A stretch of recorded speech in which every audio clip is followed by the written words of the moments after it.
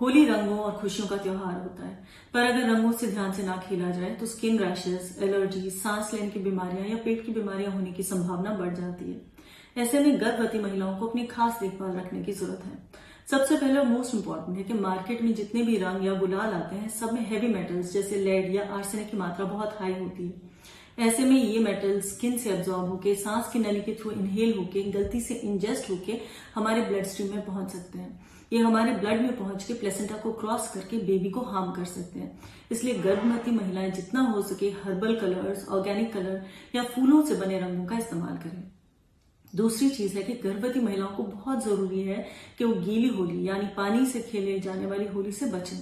ऐसा इसलिए है क्योंकि पानी में एक तो फिसलने का डर रहता है, और दूसरी चीज ये भी है कि पानी जो इस्तेमाल किया जाता है कई बार वो दूषित होता है, गलती से इंजेस्ट हो जाता है और पेट की बीमारियां होने की खतरा बढ़ जाता है।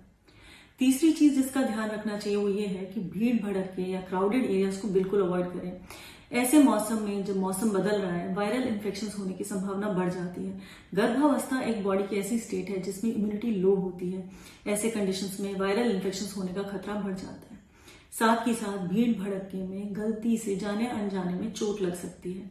मेरी सलाह ये रहेगी कि होली खेलते वक्त एक फैमिली मेंबर को आप अपने साथ हमेशा रखें, ताकि अगर कोई भी दिक्कत परेशानी हो, आपके साथ कोई अपना साथ होगा।